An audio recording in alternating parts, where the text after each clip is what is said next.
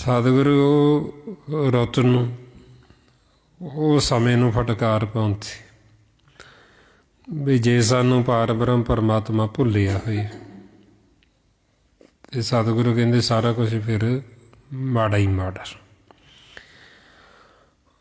ਹੁਣ ਆਪਾਂ ਨੂੰ ਫਿਰ ਸਮਝਾਉਂਦੇ ਬਈ ਜਿਵੇਂ ਅੱਜ ਜੀ ਕਹਿੰਦੇ ਬਈ ਨਵਾਂ ਸਾਲ ਚੜ੍ਹਿਆ ਜੀ, ਤੇ ਨਵਾਂ ਕੀ ਹੈ? ਸਾਰਾ ਕੁਝ ਤਾਂ ਪੁਰਾਣਾ ਹੀ ਹੈ। ਉਹੀ ਉਹ ਦਿਨ ਰਾਤ, ਚੰਦ ਸੂਰਜ ਤਾਰੇ, ਸਾਰਾ ਕੁਝ ਉਹੀ ਤਾਂ ਹੈ। ਫਿਰ ਨਵਾਂ ਕੀ ਹੈ? ਇੱਥੇ ਨਵਾਂ ਕੁਛ ਨਹੀਂ ਹੈ, ਨਵਾਂ ਸਿਰਫ ਪਰਮਾਤਮਾ ਹੈ। ਵਾਹਿਗੁਰੂ ਨਿਰੰਕਾਰ, ਉਹ ਨਿੱਤ ਨਵਾਂ ਹੈ, ਰੋਜ਼ ਨਵਾਂ। ਮਹਾਰਾਜ ਤਾਈਓ ਸਾਨੂੰ ਸਮਝਾਉਂਦੇ ਸਾਹਿਬ ਮੇਰਾ ਨੀਤ ਨਵਾਂ ਸਦਾ ਸਦਾ ਦਾਤਾਰ। ਬਈ ਸਾਡਾ ਜਿਹੜਾ ਸਾਹਿਬ ਮਾਲਕ ਉਹ ਰੋਜ਼ ਨਵਾਂ ਨਿੱਤ, ਤੇ ਬਾਕੀ ਸਾਰਾ ਕੁਛ ਹੀ ਇੱਧਰ ਪੁਰਾਣਾ ਹੁੰਦਾ। ਸੋ ਇਸ ਵਾਸਤੇ ਫਿਰ ਆਪਾਂ ਨੂੰ ਸਮਝਾਉਂਦੇ ਸੱਚੇ ਪਾਤਸ਼ਾਹ ਵੀ ਇਹ ਤਾਂ ਸਿਰਫ ਅਸੀਂ ਸੰਸਾਰ ਦੇ ਵਿੱਚ ਇੱਧਰ ਜਿਹੜਾ ਲਿਖਤ ਪੜ੍ਹਤ ਕਰਦੇ ਹਾਂ ਦੁਨਿਆਵੀ ਅੱਖਰਾਂ ਦੇ ਵਿੱਚ, ਹੁਣ ਜੋ ਸੱਚ ਤੇ ਨਾਮ ਹੈ ਉਹ ਇਹਨਾਂ ਅੱਖਰਾਂ ਦੇ ਵਿੱਚ ਨਹੀਂ, ਇਹਨਾਂ ਅੱਖਰਾਂ ਤੋਂ ਨਿਰਲੇਪ ਹੈ, ਉੱਪਰ। ਹੁਣ ਇਹ ਜਿਹੜੇ ਅੱਖਰ ਨੇ, ਦਿਨ ਮਹੀਨੇ ਸਾਲ, ਇਹ ਖਤਮ ਹੋ ਜਾਣਗੇ ਸਾਰਾ ਕੁਛ। ਇਹ ਜੋ ਵੀ ਆਪਾਂ ਸੰਸਾਰ ਦੀ ਲਿਖਤ ਪੜ੍ਹਤ ਕਰਦੇ ਹਾਂ, ਜੋ ਵੀ ਇਹ ਗਿਣਤੀਆਂ ਗਿਣਦੇ ਹਾਂ, ਇਹ ਸਾਰਾ ਕੁਛ 52 ਅੱਖਰਾਂ ਦੇ ਵਿੱਚ।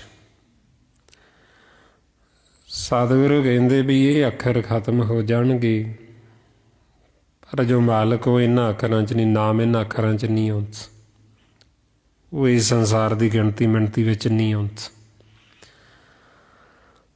ਸਤਿਗੁਰੂ ਫਰਮਾਉਂਦੇ 52 ਅਛਰ ਤ੍ਰੈ ਲੋਕ ਸਭ ਕਿਛ ਇਨਹੀ ਮਾਹੀ।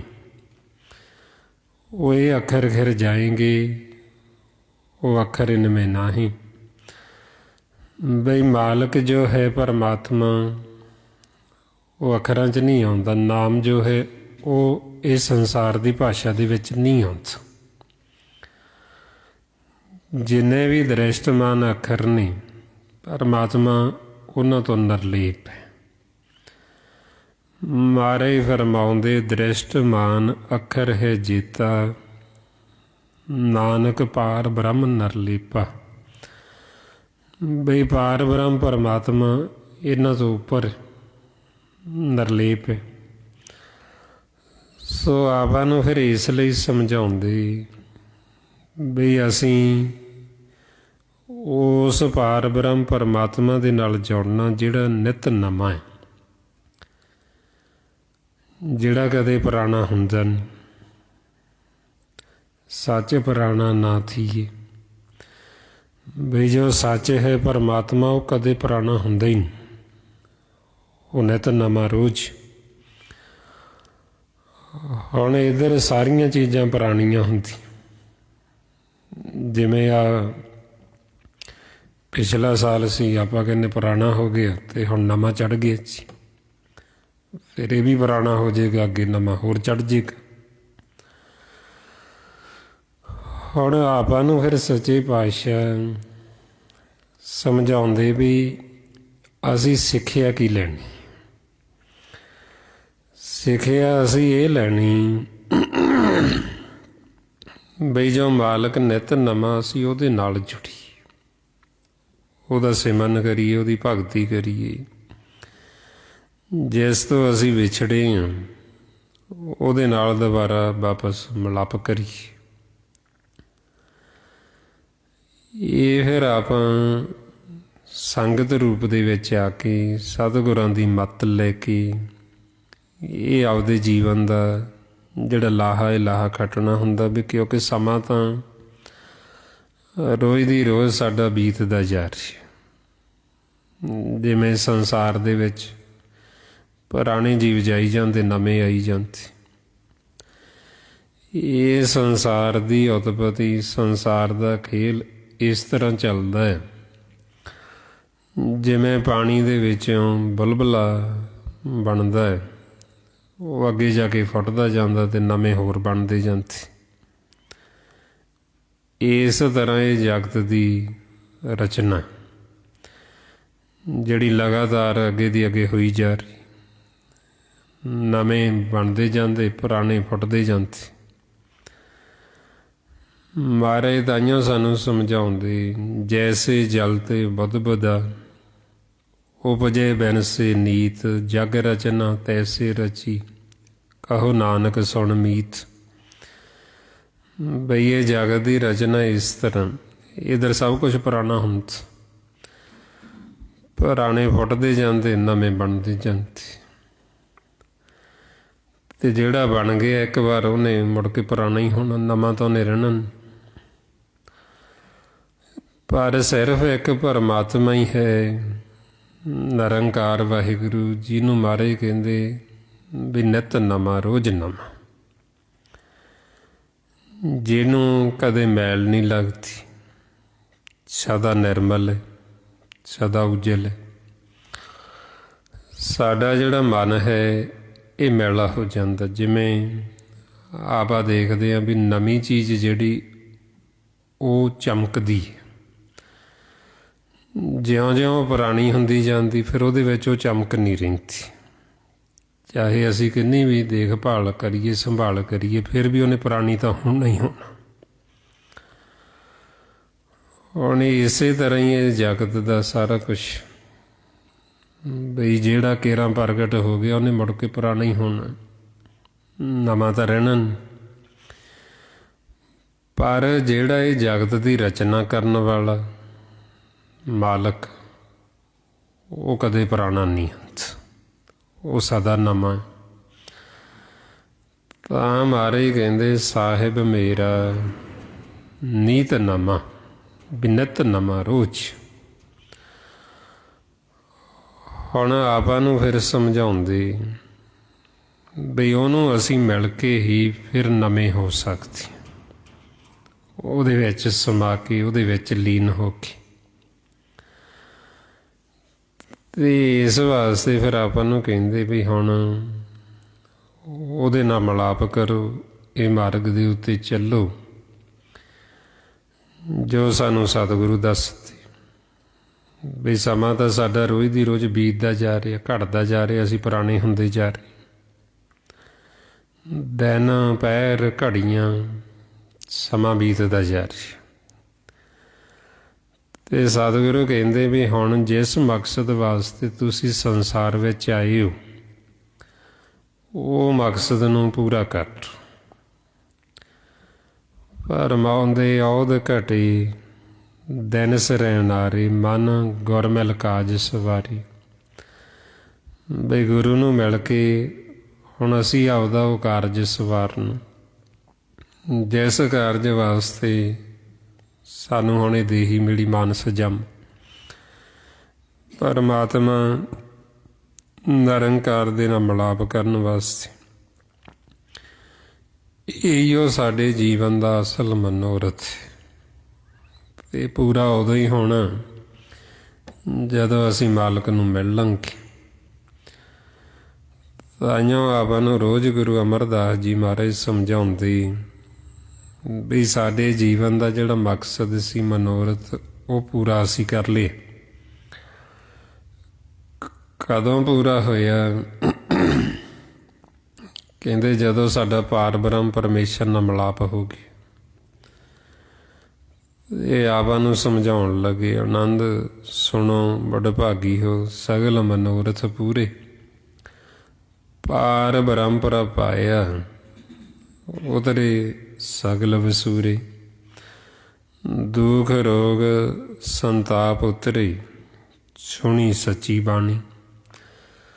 ਬਈ ਜਿਹੜੇ ਸਾਡੇ ਮਨ ਨੂੰ ਦੁੱਖ ਲੱਗੇ ਸੀ, ਜਿਹੜਾ ਸੰਤਾਪ ਲੱਗੇ ਸੀ, ਜਿਹੜਾ ਵਾਰ-ਵਾਰ ਅਸੀਂ ਆਕਾਰਾਂ ਦੇ ਵਿੱਚ ਆ ਜਾ ਰਹੇ, ਉਹ ਸਾਡੇ ਦੁੱਖ ਸੰਤਾਪ ਵੀ ਉਤਰ ਗਏ ਜਦੋਂ ਅਸੀਂ ਸੱਚੀ ਬਾਣੀ ਨੂੰ ਸੁਣ ਲਏ। ਸੱਚ ਦੇ ਮੁਖ ਦੀ ਬਾਣੀ ਨੂੰ ਸੁਣ ਲਿਆ ਅਤੇ ਸਾਡੇ ਜੀਵਨ ਦਾ ਮਨੋਰਥ ਪੂਰਾ ਹੋ ਗਿਆ ਜਦੋਂ ਅਸੀਂ ਉਹ ਅਨਹਦ ਸ਼ਬਦ ਨਾਦ ਨੂੰ ਸੁਣਿਆ, ਉਹਦੇ ਨਾਲ ਜੁੜ ਗਈ ਸੁਰਤੀ। ਅਤੇ ਆਪਾਂ ਨੂੰ ਹੁਣ ਸਮਝਾਉਂਦੇ ਵੀ ਤੁਸੀਂ ਵੀ ਜੇ ਚਾਹੁੰਦੇ ਹੋ ਵੀ ਸਾਡੇ ਦੁੱਖਾਂ ਸੰਤਾਪਾਂ ਦਾ ਨਾਸ ਹੋ ਜੇ, ਅਤੇ ਤੁਸੀਂ ਵੀ ਉਹ ਅਨਹਦ ਬਾਣੀ ਨੂੰ ਸੁਣੋ, ਤੁਸੀਂ ਵੀ ਉਹ ਸੱਚੀ ਬਾਣੀ ਨੂੰ ਸੁਣੋ, ਨਾਮ ਨੂੰ ਸੁਣੋ, ਅਤੇ ਆਪਦੇ ਜੀਵਨ ਦਾ ਜਿਹੜਾ ਮਕਸਦ ਉਹਨੂੰ ਪੂਰਾ ਕਰ ਲਓ। ਹੁਣ ਉਹ ਨਾਮ ਨੂੰ, ਅਨਹਦ ਬਾਣੀ ਨੂੰ, ਸ਼ਬਦ ਗੁਰੂ ਨੂੰ ਸੁਣਨ ਵਾਸਤੇ, ਉਹਨੂੰ ਜਾਣਨ ਵਾਸਤੇ, ਉਹਨੂੰ ਬੁੱਝਣ ਵਾਸਤੇ ਸਾਨੂੰ ਗੁਰੂ ਦੀ ਮੱਤ ਲੈਣੀ ਪੈਂਦੀ, ਸਾਨੂੰ ਸਿਮਰਨ ਕਰਨਾ ਪੈਂਦਾ। ਨਹੀਂ ਤਾਂ ਜਿਵੇਂ ਗੁਰੂ ਦੀ ਸ਼ਰਨ ਦੇ ਵਿੱਚ ਜਾਣ ਤੋਂ ਪਹਿਲਾਂ ਗੁਰੂ ਅਮਰਦਾਸ ਜੀ ਬਹੁਤ ਵੱਡੇ ਵਿਦਵਾਨ ਸੀ, ਵੇਦਾਂ ਦੇ ਗਿਆਤਾ ਸੀ, ਅਤੇ ਆਪਦੀ ਵਿਦਵਤਾ ਦਿਖਾਉਣ ਵਾਸਤੇ ਹਰਿਦੁਆਰ ਜਾਇਆ ਕਰਦੀ ਸੀ। ਸਮਝਦੇ ਸੀ ਵੀ ਜਿੰਨਾ ਮੈਨੂੰ ਗਿਆਨ ਹੈ, ਇੰਨਾ ਕਿਸੇ ਨੂੰ ਗਿਆਨ ਨਹੀਂ, ਭੇਤ ਨਹੀਂ। ਪਰ ਅੰਦਰ ਦਾ ਭੇਤ ਨਹੀਂ ਸੀ। ਜਿਹੜਾ ਵਿਦਵਾਨ ਹੁੰਦਾ ਉਹਨੂੰ ਬਾਹਰੀ ਗਿਆਨ ਹੁੰਦਾ, ਉਹਨੇ ਬਾਹਰੀ ਪੜ੍ਹ ਕੇ ਬਾਹਰੀ ਗਿਆਨ ਇਕੱਠਾ ਕੀਤਾ ਹੁੰਦਾ। ਕੋਈ ਗੁਰਸਿੱਖ ਮਿਲੇ ਆ, ਉਹਨਾਂ ਨੇ ਜਦੋਂ ਅੰਦਰ ਦੀ ਪੁੱਛੀ ਅਤੇ ਅੰਦਰੋਂ ਕੋਰੀ ਸੀ, ਅੰਦਰ ਦਾ ਭੇਤ ਨਹੀਂ ਸੀ। ਫਿਰ ਵੈਰਾਗੀ ਹੋ ਗਈ ਵੀ ਇੰਨਾ ਸਮਾਂ ਹੋ ਗਿਆ ਅਤੇ ਅੰਦਰ ਦਾ ਤਾਂ ਭੇਤ ਹੀ ਨਹੀਂ ਆਇਆ, ਨਿਜ ਮਹਿਲ ਦਾ ਤਾਂ ਭੇਤ ਹੀ ਨਹੀਂ ਆਇਆ, ਨਾਮ ਦਾ ਭੇਤ ਨਹੀਂ ਆਇਆ। ਫਿਰ ਗੁਰੂ ਪਾਸ ਆਏ, ਗੁਰੂ ਅੰਗਦ ਦੇਵ ਜੀ ਦੀ ਸ਼ਰਨ ਦੇ ਵਿੱਚ। ਫਿਰ ਉਹਨਾਂ ਦੀ ਸ਼ਰਨ ਦੇ ਵਿੱਚ ਆ ਕੇ ਸ਼ਬਦ ਦੀ ਕਮਾਈ ਕੀਤੀ, ਸਿਮਰਨ ਕੀਤਾ। ਫਿਰ ਉਹ ਅਨਹਦ ਬਾਣੀ ਨੂੰ ਜਾਣਿਆ, ਫਿਰ ਇਹਨੂੰ ਸੁਣਿਆ। ਜਿਸ ਵਰਥਾਏ ਮਹਾਰਾਜ ਫਰਮਾਉਂਦੇ, ਅਨਹਦ ਬਾਣੀ ਗੁਰ ਸ਼ਬਦ ਜਾਣੀ, ਹਰ ਨਾਮ ਹਰ ਰਸ ਭੋਗੋ। ਵੀ ਅਸੀਂ ਗੁਰੂ ਦੇ ਸ਼ਬਦ ਦੁਆਰਾ ਉਹ ਅਨਹਦ ਬਾਣੀ ਨੂੰ ਸੁਣਿਆ। ਜਿਸ ਨਾਮ ਦੀ ਮਹਿਮਾ ਵੇਦਾਂ ਦੇ ਵਿੱਚ ਕੀਤੀ ਗਈ ਸੀ, ਜਿਹੜੇ ਵੇਦਾਂ ਦੇ ਉਹ ਗਿਆਤਾ ਸੀ, ਕਹਿੰਦੇ ਨਾਮ ਦਾ ਭੇਤ ਨਾ ਆਇਆ, ਨਾਮ ਨੂੰ ਸੁਣਿਆ ਹੀ ਨਾ। ਕਿਉਂਕਿ ਜਦ ਤੱਕ ਗੁਰੂ ਦੀ ਸ਼ਰਨ 'ਚ ਨਹੀਂ ਆਉਂਦੇ, ਉਹਨਾਂ ਸਮਾਂ ਨਾਮ ਦਾ ਭੇਤ ਨਹੀਂ ਆਉਂਦਾ। ਅਤੇ ਫਿਰ ਦੱਸਣ ਲੱਗੇ ਵੀ ਵੇਦਾਂ ਦੇ ਵਿੱਚ ਜਿਹੜਾ ਸਭ ਤੋਂ ਉੱਤਮ ਹੈ ਉਹ ਤਾਂ ਨਾਮ ਹੈ। ਜੇ ਉਹਨੂੰ ਹੀ ਨਹੀਂ ਬੁੱਝਿਆ, ਅਤੇ ਨਾਮ ਤੋਂ ਬਿਨਾਂ ਤਾਂ ਮਨ ਕਮਲਾ ਹੋਇਆ ਫਿਰਦਾ, ਬੇਤਾਲਾ ਹੋਇਆ ਫਿਰਦਾ।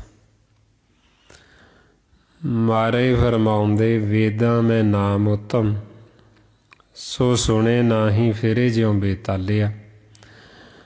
ਬਈ ਵੇਦਾਂ ਦੇ ਵਿੱਚ ਜੋ ਸਭ ਤੋਂ ਉੱਤਮ ਦੱਸਿਆ ਹੈ ਉਹ ਨਾਮ ਹੈ, ਸਭ ਤੋਂ ਸ੍ਰੇਸ਼ਟ। ਜੇ ਹੁਣ ਉਹ ਉੱਤਮ ਨਾਮ ਨੂੰ ਤਾਂ ਬੁੱਝਿਆ ਨਹੀਂ, ਨਾਮ ਨੂੰ ਸੁਣਿਆ ਨਹੀਂ, ਅਤੇ ਨਾਮ ਤੋਂ ਬਿਨਾਂ ਤਾਂ ਮਨ ਨੇ ਜਿਹੜੇ ਇਹ ਕਮਲੇ ਹੋਏ ਫਿਰਦੇ। ਤਾਈਓ ਮਾਰੇ ਸਾਨੂੰ ਸਮਝਾਉਂਦੇ, ਬਿਨ ਨਾਮੇ ਜਗ ਕਮਲਾ ਫਿਰੇ, ਗੁਰਮੁਖ ਨਦਰੀ ਆਇਆ। ਬਈ ਨਾਮ ਤੋਂ ਬਿਨਾਂ ਇਹ ਜਿਹੜੇ ਮਨ ਨੇ ਇਹ ਕਮਲੇ ਨੇ, ਕਮਲੇ ਹੋਏ ਹੋਏ ਮਨ ਆਪਸ ਵਿੱਚ ਹੀ ਲੜੀ ਜਾਂਦੇ, ਆਪਸ ਵਿੱਚ ਹੀ ਵੈਰ ਵਿਰੋਧ ਕਰੀ ਜਾਂਦੇ। ਕਮਲਿਆਂ ਨੂੰ ਨਾ ਤਾਂ ਆਪਦੇ ਘਰ ਦਾ ਪਤਾ, ਨਾ ਘਰ ਦੇ ਦਰ ਦਾ ਪਤਾ, ਨਾ ਕਮਲੇ ਨੇ ਨਹਾਉਣਾ, ਨਾ ਕਮਲੇ ਨੇ ਚੰਗਾ ਖਾਣਾ, ਨਾ ਚੰਗਾ ਪਹਿਨਣਾ। ਜਿੱਧਰ ਨੂੰ ਕਮਲੇ ਦਾ ਮੂੰਹ ਹੁੰਦਾ ਉੱਧਰ ਨੂੰ ਹੀ ਭੱਜ ਜਾਂਦਾ, ਉੱਠ ਕੇ ਉੱਧਰ ਨੂੰ ਹੀ ਤੁਰ ਜਾਂਦਾ। ਹੁਣ ਉਹੀਓ ਹਾਲ ਤੇ ਮਨ ਦੀ ਹੋਈ ਨਾ ਤਾਂ ਕਮਲਾ ਸਿਮਰਨ ਕਰੇ, ਸਿਮਰਨ ਕਰਕੇ ਇਸ਼ਨਾਨ ਹੋਣਾ ਨਾ ਮਨ ਦਾ। ਜੋ ਮਾਰੇ ਫਰਮਾਉਂਦੇ ਕਰ ਇਸ਼ਨਾਨ ਸਿਮਰ ਪ੍ਰਭ ਆਪਨ। ਹੁਣ ਕਮਲਾ ਮਨ ਨਹੀਂ ਸਿਮਰਨ ਕਰਦਾ, ਉਹ ਕਰੇਗਾ ਹੀ ਨਹੀਂ। ਕਮਲਾ ਨਾ ਸੰਗਤ ਕਰੀ, ਨਾ ਕਮਲੇ ਨੇ ਭੋਜਨ ਛਕਣਾ। ਮਨ ਦਾ ਭੋਜਨ ਹੈ ਅੰਮ੍ਰਿਤ, ਮਨ ਦੀ ਖੁਰਾਕ। ਮਨ ਕਾ ਤੋਸਾ ਹਰ ਨਾਮ ਹੈ, ਹਿਰਦੇ ਰੱਖੋ ਸੰਭਾਲ। ਇਹੋ ਖਰਚ ਖੁੱਟ ਹੈ ਗੁਰਮੁਖ ਨਿਭੇ ਨਾਲ। ਹੁਣ ਕਮਲੇ ਨੂੰ ਨਹੀਂ ਪਤਾ ਵੀ ਮੇਰਾ ਤੋਸਾ ਜਿਹੜਾ ਉਹ ਨਾਮ ਰਸ ਹੈ, ਅੰਮ੍ਰਿਤ ਰਸ ਹੈ। ਕਮਲਾ ਨਹੀਂ ਛਕੇਗਾ ਅੰਮ੍ਰਿਤ, ਉਹਨੂੰ ਪਤਾ ਹੀ ਨਹੀਂ ਵੀ ਮੇਰੇ ਅੰਦਰ ਅੰਮ੍ਰਿਤ ਕਿੱਥੇ। ਫਿਰ ਕਮਰੇ ਨੂੰ ਨਾ ਆਪਦੇ ਘਰ ਦਾ ਪਤਾ, ਨਿੱਜ ਮਹਿਲ ਦਾ, ਨਾ ਨਿੱਜ ਮਹਿਲ ਦੇ ਦਰ ਦਾ ਪਤਾ ਵੀ ਉਹਨੂੰ ਕਿਹੜਾ ਦਰਵਾਜ਼ਾ ਲੱਗਿਆ, ਕਿਹੜਾ ਜਿੰਦਰਾ ਲੱਗਿਆ, ਕਿਵੇਂ ਖੋਲ੍ਹਣਾ। ਜਾਣੀ ਦੀ ਕਮਲਾ ਮਨ ਵਿਚਾਰਾਂ ਦੇ ਵਿੱਚ, ਫੁਰਨਿਆਂ ਦੇ ਵਿੱਚ ਭੱਜਿਆ ਹੀ ਫਿਰਦਾ। ਨਾ ਦਿਨੇ ਟਿਕੇ, ਨਾ ਰਾਤ ਨੂੰ ਟਿਕੇ। ਦਿਨ ਰਾਤ ਭੱਜਿਆ ਹੀ ਫਿਰਦਾ ਵਿਚਾਰਾਂ 'ਚ, ਫੁਰਨਿਆਂ ਦੇ ਵਿੱਚ। ਉਦੋਂ ਇਹ ਹਾਲਤ ਦੇਖ ਕੇ ਮਨ ਦੀ ਫਿਰ ਮਹਾਰਾਜ ਕਹਿੰਦੇ ਬਿਨ ਨਾਮੇ ਜਗ ਕਮਲਾ ਫਿਰੇ। ਗੁਰਮੁਖ ਨਦਰੀ ਆਇਆ ਵੀ ਗੁਰਮੁਖਾਂ ਨੇ ਜਦੋਂ ਜਾਗ ਕੇ ਦਿਵ ਦ੍ਰਿਸ਼ਟੀ ਦੁਆਰਾ ਦੇਖਿਆ ਬਈ ਜਿਹੜੇ ਮਨ ਨੇ ਇਹ ਤਾਂ ਸਾਰੇ ਕਮਲੇ ਹੋਏ ਫਿਰਦੇ, ਭੱਜੇ ਹੀ ਫਿਰਦੇ, ਦਿਨ ਰਾਤ ਭੱਜੀ ਫਿਰਦੇ। ਉਹਨਾਂ ਨੇ ਦੇਖ ਕੇ ਫਿਰ ਦੱਸਿਆ ਵੀ ਇਹ ਨਾਮ ਤੋਂ ਬਿਨਾਂ ਕਮਲੇ ਹੋਏ ਹੋਏ ਨੇ। ਹੁਣ ਕਮਲਾ ਜੇ ਪਰਿਵਾਰ ਦੇ ਵਿੱਚ ਇੱਕ ਹੋਵੇ ਤੇ ਉਹ ਸਾਰੇ ਪਰਿਵਾਰ ਦਾ ਸੰਤੁਲਨ ਵਿਗਾੜ ਦਿੰਦਾ। ਉਹ ਸਾਰੇ ਪਰਿਵਾਰ ਦੇ ਵਿੱਚ ਹੀ ਹਫੜਾ ਦਫੜੀ ਮੱਚ ਜੇਗੀ। ਤੇ ਜਿੱਥੇ ਸਾਰੇ ਕਮਲਿਆਂ ਦਾ ਟੱਬਰ ਇਕੱਠਾ ਹੋ ਜੀ, ਉੱਥੇ ਆਖੀਏ ਵੀ ਪਰਿਵਾਰ 'ਚ ਸ਼ਾਂਤੀ ਰਵੇ, ਸੁੱਖ ਰਵੇ। ਉਹ ਸ਼ਾਂਤੀ ਕਿੱਥੋਂ? ਕਮਲਿਆਂ ਨੇ ਆਪ ਵੀ ਦੁਖੀ ਹੋਣਾ ਤੇ ਨਾਲ ਜਿਹੜੇ ਉਹਨਾਂ ਨੂੰ ਹੋਰ ਵੀ ਦੁਖੀ ਕਰਨਗੇ। ਆਂਢੀ ਗੁਆਂਢੀ ਹੋਰ ਜਿੰਨੇ ਵੀ ਗਾਂਹ ਦੀ ਗਾਂਹ ਉਹ ਵੱਧਦਾ ਜਾਏਗਾ ਤੇ ਉਹ ਗਾਂਹ ਦੀ ਗਾਂਹ ਉਹ ਝਗੜਾ ਵੱਧਦਾ ਹੀ ਜਾਣਾ, ਵੱਧਦਾ ਹੀ ਜਾਣਾ। ਇਸ ਨੂੰ ਫਿਰ ਮਹਾਰਾਜ ਕਹਿੰਦੇ ਵੀ ਇਹ ਕਮਲੇ ਹੋਏ ਹੋਏ ਮਨ ਇੱਕ ਦੂਸਰੇ ਨਾਲ ਲੜਾਈਆਂ ਝਗੜੇ ਕਰਦੇ, ਦੁਵਿਧਾ ਕਰਦੇ ਤੇ ਫਿਰ ਇਹ ਦੁਰਮਤ ਦੀ ਅਗਨ 'ਚ ਜਲਦੇ, ਸੜਦੇ ਨੇ। ਤੇ ਕਿੰਨੇ ਕੁ ਸੜਦੇ ਜਦੋਂ ਆਪਾਂ ਪੁੱਛਦੇ, ਸਤਿਗੁਰੂ ਕਹਿੰਦੇ ਸਾਰਾ ਜਗਤ ਹੀ ਸੜਦਾ ਪਿਆ। ਦੁਰਮਤ ਅਗਨ ਜਗਤ ਪਰਜਾਰੀ। ਬਈ ਇਹ ਦੁਰਮਤ ਦੀ ਅਗਨ ਸਾਰੇ ਜਗਤ ਨੂੰ ਸਾੜਤੀ, ਕਿਉਂਕਿ ਕਮਲੇ ਹੋਏ ਹੋਏ ਸਾਰੀ ਸੜੀ ਜਾਂਦੀ। ਹੁਣ ਇਹ ਅਗਨ ਤੋਂ ਕਿਵੇਂ ਬਚਿਆ ਜਾ ਸਕੇ? ਸਤਿਗੁਰੂ ਕਹਿੰਦੇ ਵੀ ਉਹ ਬਚਦੇ ਜਿਹੜੇ ਗੁਰਮੁਖ ਫਿਰ ਸ਼ਬਦ ਦੀ ਵਿਚਾਰ ਕਰਦੇ, ਨਾਮ ਦੀ। ਉਹ ਇਹ ਅਗਨ ਤੋਂ ਉੱਪਰ ਉੱਠ ਜਾਂਦੇ, ਉਹਨਾਂ ਨੂੰ ਸੇਕ ਨਹੀਂ ਲੱਗਦਾ, ਬਾਕੀ ਸਭ ਨੂੰ ਸਾੜਦੀ ਹੈ। ਮਾਰੇ ਫਰਮਾਉਂਦੇ ਦੁਰਮਤ ਅਗਨ ਜਗਤ ਪਰਜਾਰੇ ਸੋ ਉਭਰੇ ਜੋ ਗੁਰ ਸ਼ਬਦ ਵਿਚਾਰੇ। ਵੀ ਜਿਹੜੇ ਗੁਰੂ ਦੇ ਸ਼ਬਦ ਦੀ ਵਿਚਾਰ ਕਰਦੇ ਉਹ ਉੱਭਰ ਜਾਂਦੇ, ਉਹ ਇਹ ਅਗਨ ਤੋਂ ਉੱਪਰ ਉੱਠ ਜਾਂਦੇ। ਉਹਨਾਂ ਨੂੰ ਇਹ ਅਗਨ ਨਹੀਂ ਪਹੁੰਚਦੀ, ਉਹਨਾਂ ਨੂੰ ਸੇਕ ਨਹੀਂ ਲੱਗਦਾ, ਬਾਕੀ ਸਭ ਨੂੰ ਸਾੜਦੀ। ਕਿਵੇਂ ਸੜਦੇ? ਫਿਰ ਇੱਕ ਦੂਸਰੇ ਦੇ ਨਾਲ ਫਿੱਕੇ ਬੋਲ ਬੋਲ ਕੇ। ਜਿਵੇਂ ਹੁਣ ਇੱਕ ਤਾਂ ਅਗਨ ਆਪਾਂ ਨੂੰ ਦਿਸਦੀ ਬਾਹਰ ਜਿਹੜੀ ਆਪਾਂ ਲਾਉਂਦੇ, ਇੱਕ ਅਗਨ ਸਾਡੇ ਸਾਰਿਆਂ ਦੇ ਅੰਦਰ ਹੈ ਜਿਹੜੀ ਸ਼ਬਦ ਦੁਆਰਾ ਬਲਦੀ। ਜਦੋਂ ਇੱਕ ਜੀਵ ਦੂਸਰੇ ਨੂੰ ਕੋਈ ਸ਼ਬਦ ਦੀ ਚੋਟ ਮਾਰਦਾ ਹੈ, ਉਹ ਦੂਸਰੇ ਦੇ ਅੰਦਰ ਵੀ ਉਹ ਅਗਨ ਪ੍ਰਬਲ ਹੋ ਜਾਂਦੀ, ਉਹ ਭੜਕ ਉੱਠਦੀ ਅੱਗ। ਉਹ ਫਿਰ ਦੂਸਰਾ ਵੀ ਉਹਨੂੰ ਬੋਲਣਾ ਸ਼ੁਰੂ ਕਰ ਦਿੰਦਾ ਕਿ ਜਿਵੇਂ ਇੱਕ ਗੁੱਸੇ ਨਾਲ ਬੋਲਦਾ, ਕ੍ਰੋਧ ਨਾਲ, ਉਹ ਦੂਸਰੇ ਦੇ ਅੰਦਰ ਵੀ ਅੱਗ ਭੜਕ ਉੱਠਦੀ ਤੇ ਉਹ ਵੀ ਅੱਗਿਓਂ ਬੋਲਣਾ ਸ਼ੁਰੂ ਕਰ ਦਿੰਦਾ। ਇਸ ਤਰ੍ਹਾਂ ਫਿਰ ਇਹ ਸ਼ਬਦ ਦੁਆਰਾ ਜਿਹੜੀ ਅਗਨ ਹੈ ਇਹ ਅਗਨ ਬਲਦੀ। ਜਦੋਂ ਜੀਵ ਮੁੱਖ ਤੋਂ ਫਿੱਕਾ ਬੋਲਦੇ। ਜਿਹੜੇ ਫਿਰ ਇਹ ਬੋਲਦੇ ਉਹਨਾਂ ਨੂੰ ਕਹਿੰਦੇ ਇਹ ਮੂਰਖ ਨੇ, ਵੀ ਇਹ ਕਮਲੇ ਹੋਏ ਹੋਏ ਨੇ, ਇਹ ਕਮਲਿਆਂ ਨੂੰ ਬੋਲਣ ਦਾ ਪਤਾ ਨਹੀਂ। ਮਾਰੇ ਕਹਿੰਦੇ ਫਿੱਕਾ ਬੋਲ ਬਗੂਚਣਾ, ਸੁਣ ਮੂਰਖ ਮਨ ਅਜਾਣ। ਬਈ ਇਹ ਫਿੱਕਾ ਬੋਲ ਬੋਲਦੇ ਮੂਰਖ ਨੇ, ਕਮਲੇ ਹੋਏ ਹੋਏ ਨੇ, ਇਹਨਾਂ ਨੂੰ ਬੋਲਣ ਦਾ ਹੀ ਭੇਤ ਨਹੀਂ ਵੀ ਬੋਲਣਾ ਕੀ ਹੈ। ਜਿਵੇਂ ਆਪਾਂ ਸੰਸਾਰ 'ਚ ਦੇਖਦੇ ਹਾਂ ਨਾ, ਕਈ ਜੀਵ ਦਿਮਾਗੀ ਤੌਰ 'ਤੇ ਕਮਲੇ ਹੋ ਜਾਂਦੇ। ਹੁਣ ਉਹ ਜਿਹੜਾ ਜੀਵ ਕਮਲਾ ਹੋਇਆ ਉਹ ਆਪ ਮਹਾਰੀ ਬੋਲੀ ਜਾਂਦਾ, ਉਹਨੂੰ ਪਤਾ ਵੀ ਨਹੀਂ ਵੀ ਮੈਂ ਬੋਲਣਾ ਕੀ ਹੈ। ਉਹ ਫਿੱਕਾ ਹੀ ਬੋਲੀ ਜਾਂਦਾ, ਮਾੜਾ ਬੋਲੀ ਜਾਂਦਾ, ਅਤੇ ਬੋਲਣੋਂ ਹਟਦਾ ਵੀ ਨਹੀਂ, ਕੁਛ ਨਾ ਕੁਛ ਬੋਲੀ ਜਾਂਦਾ। ਹੁਣ ਜਿਹੜੇ ਜੀਵ ਸਿਆਣੇ ਉਹ ਉਹਦੇ ਨਾਲ ਲੂਝਦੇ ਨਹੀਂ, ਉਹਨਾਂ ਨੂੰ ਪਤਾ ਵੀ ਇਹ ਦਿਮਾਗੀ ਤੌਰ 'ਤੇ ਕਮਲਾ ਹੋਇਆ ਹੈ, ਵੀ ਇਹਦਾ ਕੀ ਗੁੱਸਾ ਕਰਨਾ, ਇਹਨੂੰ ਕਿਹੜਾ ਪਤਾ ਹੈ ਵੀ ਮੈਂ ਕੀ ਬੋਲ ਰਹੀ ਹਾਂ। ਉਹ ਤੋਂ ਜਿਹੜਾ ਸਿਆਣਾ ਜੀਵ ਉਹ ਤੋਂ ਪਾਸਾ ਵੱਟ ਲੈਂਦਾ, ਵੀ ਆਪਾਂ ਕਾਹਦੇ ਲਈ ਇਹਦੇ ਨਾਲ ਬਹਿਸ ਕਰਨ। ਅਤੇ ਇਸੇ ਤਰ੍ਹਾਂ ਹੀ ਮਨਮੁੱਖ ਦੀ ਹਾਲਤ ਦੱਸਦੀ ਵੀ ਜਿਹੜਾ ਮਨ ਕਮਲਾ ਹੋਇਆ ਹੋਇਆ ਵੀ ਉਹਨੇ ਵੀ ਫਿਰ ਬੋਲੀ ਜਾਣਾ, ਦਿਨ ਰਾਤ ਬੋਲੀ ਜਾਣਾ ਉਹਨੇ, ਅਤੇ ਬੋਲਣਾ ਵੀ ਫਿੱਕਾ ਮਾੜਾ ਬੋਲਣਾ। ਅਤੇ ਜਿਹੜੇ ਗੁਰਮੁਖ ਫਿਰ ਉਹ ਉਹਨਾਂ ਦੇ ਨਾਲ ਕੋਈ ਕਿਸੇ ਕਿਸਮ ਦੀ ਕੋਈ ਬਹਿਸ ਨਹੀਂ ਕਰਦੇ। ਤਾਈਆਂ ਮਾਰੇ ਸਾਨੂੰ ਸਮਝਾਉਂਦੇ, ਕਹਿੰਦੇ ਮੂਰਖ ਨਾਲ ਨਾ ਲੂਝੀਏ, ਪੜ ਅੱਖਰ ਇਹੋ ਬੁਝੀਏ। ਵੀ ਜਿਹੜਾ ਮੂਰਖ ਜੀਵ ਕਮਲਾ ਹੋਇਆ ਹੋਇਆ ਉਹਦੇ ਨਾਲ ਬਹਿਸ ਨਹੀਂ ਕਰਨੀ ਚਾਹੀਦੀ, ਕਿਉਂਕਿ ਉਹਨੇ ਮੰਨਣਾ ਨਹੀਂ। ਇਸ ਵਾਸਤੇ ਕਹਿੰਦੇ ਵੀ ਉਹਦੇ ਨਾਲ ਤੁਸੀਂ ਵਿਚਾਰਾਂ ਦਾ ਟਕਰਾਅ ਨਾ ਕਰੋ। ਅਤੇ ਇਹੋ ਫਿਰ ਆਪਾਂ ਨੂੰ ਸਮਝਾਉਂਦੇ ਵੀ ਇਸ ਤਰ੍ਹਾਂ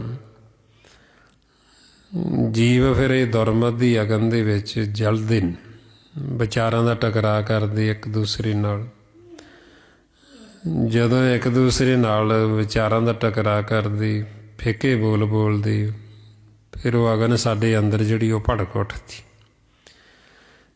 ਜਦੋਂ ਅਗਨ ਭੜਕਦੀ ਅਤੇ ਫਿਰ ਇੱਕ ਦੂਸਰੇ ਨੂੰ ਜੀਵ ਬਹੁਤ ਮੰਦਾ ਬੋਲਦੇ। ਅਤੇ ਜਦੋਂ ਅਸੀਂ ਮੰਦਾ ਬੋਲਾਂਗੇ, ਫਿੱਕੇ ਬੋਲ ਬੋਲਾਂਗੇ, ਸਾਡਾ ਮਨ ਵੀ ਫਿੱਕਾ, ਸਾਡਾ ਤਨ ਵੀ ਫਿੱਕਾ, ਅਤੇ ਸਾਨੂੰ ਇਹਦੀ ਸਜ਼ਾ ਬੜੀ ਸਖਤ ਮਿਲਣੀ।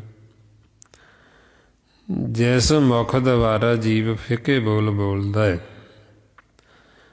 ਫਿਰ ਕਹਿੰਦੇ ਵੀ ਜਿਸ ਮੂੰਹ ਦੁਆਰਾ ਇਹ ਬੋਲਦਾ ਰਿਹਾ, ਇਹਦੇ ਨਾਲੇ ਤਾਂ ਇਹਨੂੰ ਕੁੱਟੋ ਅਤੇ ਨਾਲੇ ਇਹਦੇ ਮੁੱਖ 'ਚ ਥੁੱਕਾਂ ਸਿੱਟੋ।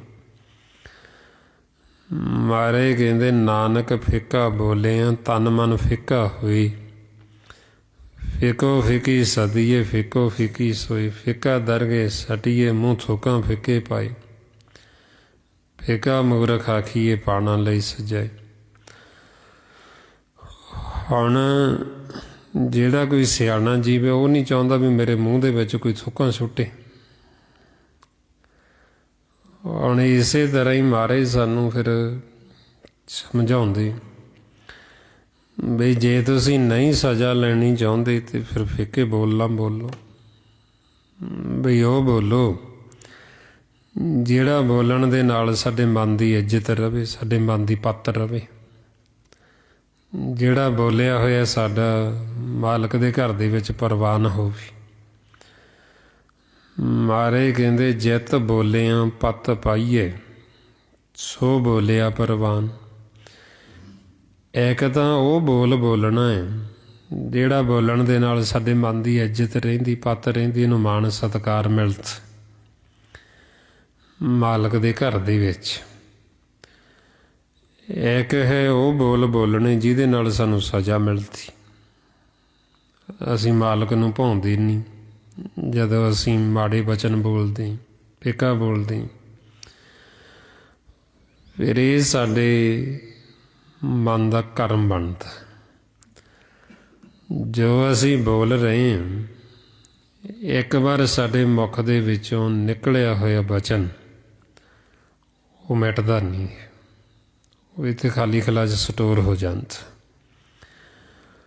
ਜੋ ਵੀ ਅਸੀਂ ਬੋਲਿਆ ਉਹ ਇੱਥੇ ਸਟੋਰ ਹੋ ਜਾਣ। ਜਿਵੇਂ ਆਪਾਂ ਹੁਣ ਤੱਕ ਜਿੰਨੇ ਵੀ ਆਕਾਰ ਲੈ ਚੁੱਕੇ ਸਤਿਯੁਗ ਤੋਂ, ਉਹ ਸਾਡੇ ਬੋਲੇ ਹੋਏ ਬੋਲ ਸਾਰੇ ਇੱਥੇ ਖਾਲੀ ਖਲਾ ਦੇ ਵਿੱਚ ਮੌਜੂਦ ਨੇ। ਆਪਣੀਆਂ ਆਵਾਜ਼ਾਂ ਜੋ ਵੀ ਅਸੀਂ ਬੋਲਦੇ ਰਹੇ, ਜਿਹੜੇ ਵੀ ਆਕਾਰ 'ਚ ਰਹੇ, ਜਾਂ ਆਪਾਂ ਨੂੰ ਮਾਨਸ ਜਾਮਾ ਵੀ ਮਿਲਦਾ ਰਿਹਾ, ਜੋ ਵੀ ਆਪਾਂ ਬੋਲਿਆ ਉਹ ਸਾਰਾ ਕੁਛ ਇੱਥੇ ਖਾਲੀ ਖਲਾ ਦੇ ਵਿੱਚ ਉਹ ਸਾਡੀਆਂ ਆਵਾਜ਼ਾਂ ਵੀ ਮੌਜੂਦ ਨੇ। ਜਿਹੜੇ ਜਿਹੜੇ ਅਸੀਂ ਆਕਾਰਾਂ ਦੇ ਵਿੱਚ ਰਹੇ ਹਾਂ ਉਹ ਸਾਡੇ ਸੂਖਮ ਆਕਾਰ ਵੀ ਮੌਜੂਦ ਨੇ।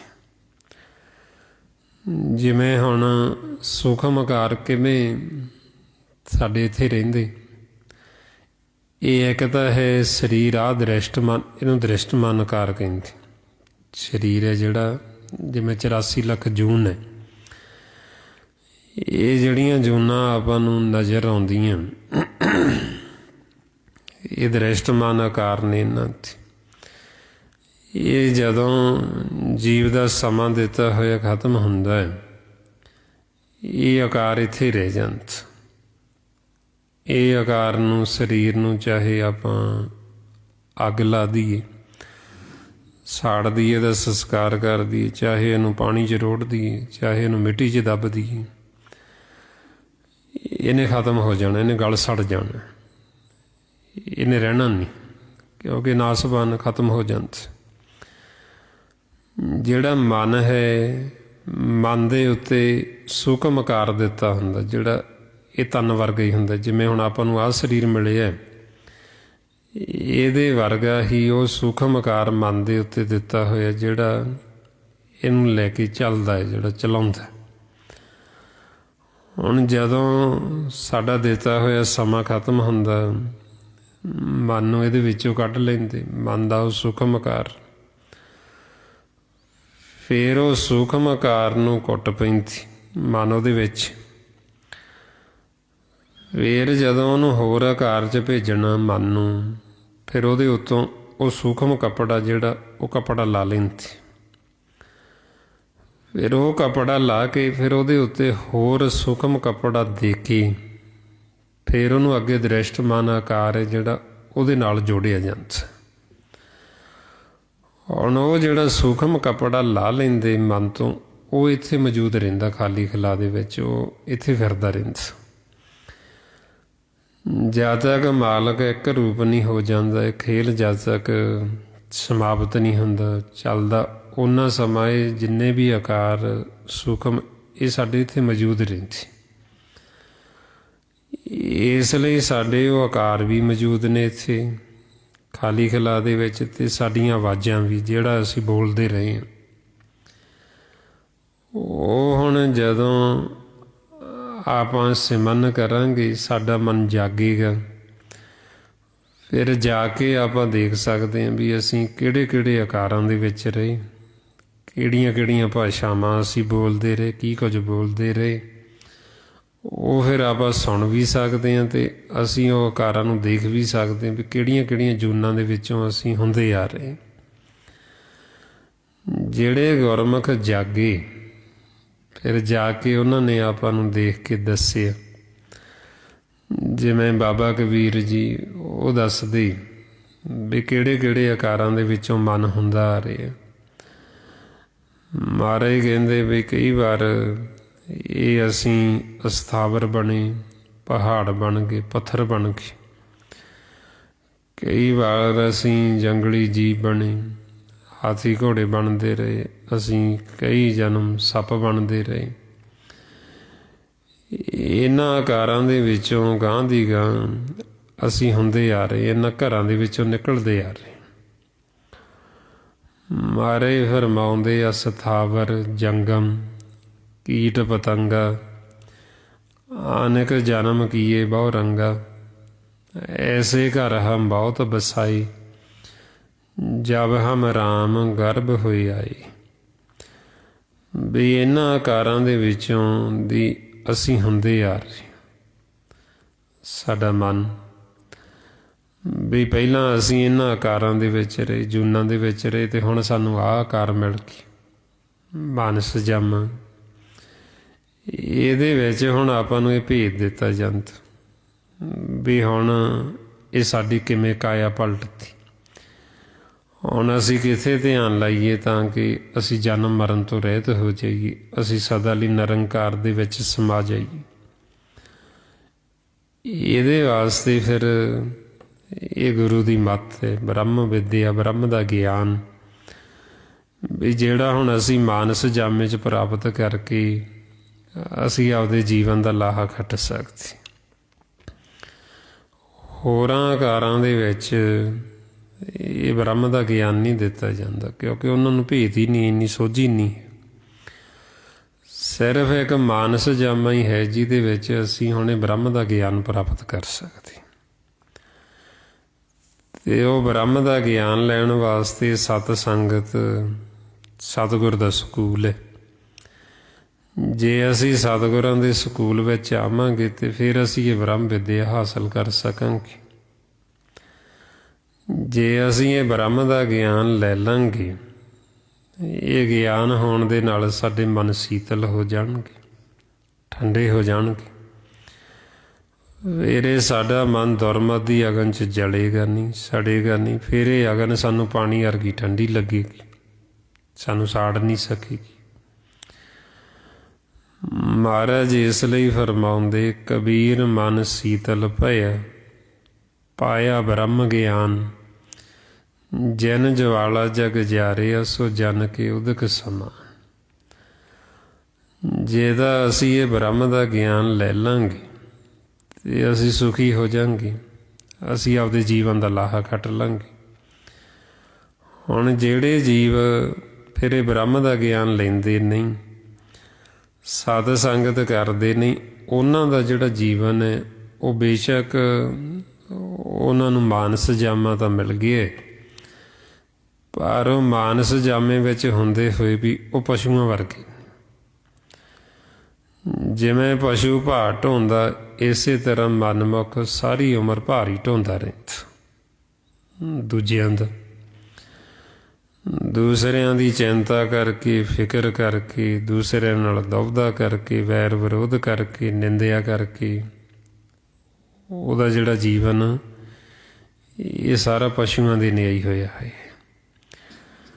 ਅਤੇ ਮਹਾਰਾਜ ਕਹਿੰਦੇ ਵੀ ਜਿਹੜੇ ਜੀਵ ਫਿਰ ਸੰਗਤ ਨਹੀਂ ਕਰਦੇ, ਉਹ ਸਾਰੇ ਹੀ ਇਸੇ ਤਰ੍ਹਾਂ ਪਸ਼ੂਆਂ ਦੇ ਨਿਆਈ ਨੇ। ਮਹਾਰਾਜ ਫਰਮਾਉਂਦੇ, ਬਿਨ ਸੰਗਤੀ ਸਭ ਐਸੇ ਰਹੇ ਜੈਸੇ ਪਸ਼ ਢੋਰ। ਸਤਿਗੁਰੂ ਕਹਿੰਦੇ ਸਤ ਸੰਗਤ ਤੋਂ ਬਿਨਾਂ ਸਾਰੇ ਕਿੱਦਾਂ ਰਹਿੰਦੇ? ਕਹਿੰਦੇ ਜਿਵੇਂ ਪਸ਼ੂ ਭਾਰ ਢੋਂਦ, ਪਸ਼ੂਆਂ ਵਰਗੇ। ਜਿਹਨੇ ਸਿਰਜਣਾ ਕੀਤੀ ਉਹਨੂੰ ਜਾਣਿਆ ਨਹੀਂ, ਜੋ ਹੁਕਮ ਸੀ ਹੁਕਮ ਨੂੰ ਬੁੱਝਿਆ ਨਹੀਂ ਨਾਮ। ਤੇ ਮਾਰੇ ਕਹਿੰਦੇ ਚੋਰ ਨੇ, ਜਿਨ ਕੀਤੀ ਤਿਸੇ ਨਾ ਜਾਣਨੀ, ਬਿਨ ਨਾਮੇ ਸਭ ਚੋਰ। ਬਈ ਜਿਹਨੇ ਸਿਰਜਣਾ ਕੀਤੀ ਉਹਨੂੰ ਜਾਣਿਆ ਨਹੀਂ, ਨਾਮ ਨੂੰ ਬੁੱਝਿਆ ਨਹੀਂ, ਅਤੇ ਨਾਮ ਤੋਂ ਬਿਨਾਂ ਸਾਡੇ ਮਨ ਚੋਰ ਨੇ। ਹੁਣ ਜਿਹੜਾ ਚੋਰ ਹੈ ਤੇ ਚੋਰ ਅਪਰਾਧੀ ਹੈ, ਅਤੇ ਉਹਦੇ ਕੁੱਟ ਪੈਂਦੀ ਹੈ। ਇਸੇ ਤਰ੍ਹਾਂ ਹੀ ਹੁਣ ਇਹ ਮਨ ਦੀ ਹਾਲਤ ਦੱਸਦੇ ਬਈ ਬੜੇ ਚਿਰਾਂ ਬਾਅਦ ਇਹ ਮਾਨਸ ਜਾਮਾ ਤਾਂ ਮਿਲ ਕੇ, ਜੇ ਇਹਦੇ ਵਿੱਚ ਹੁੰਦੇ ਹੋਏ ਅਸੀਂ ਉਸ ਸਿਰਜਣਹਾਰ ਦੀ ਪਹਿਚਾਣ ਨਾ ਕੀਤੀ, ਜੇ ਅਸੀਂ ਹੁਕਮ ਨੂੰ ਬੁੱਝਿਆ ਨਹੀਂ, ਤੇ ਫਿਰ ਕਹਿੰਦੇ ਬਈ ਇਹ ਮਾਨਸ ਜਾਮੇ 'ਚ ਹੁੰਦੇ ਹੋਏ ਵੀ ਇਹ ਪਸ਼ੂ ਤੇ ਪ੍ਰੇਤਾਂ ਤੋਂ ਵੀ ਭੈੜੇ ਨੇ। ਮਾਰੇ ਫਰਮਾਉਂਦੇ, ਚਰਨਕਾਲ ਪਾਈ ਦੁਰਲੰਭ ਦੇ, ਨਾਮ ਬਿਹੂਣੀ ਹੋਈ ਖੇ, ਪਸ਼ੂ ਪ੍ਰੇਤ ਮੁਗਤ ਤੇ ਬੁਰੀ, ਤਿਸੇ ਨਾ ਬੂਝੇ ਜੈਨੇ ਹੋ ਸਿਰੀ।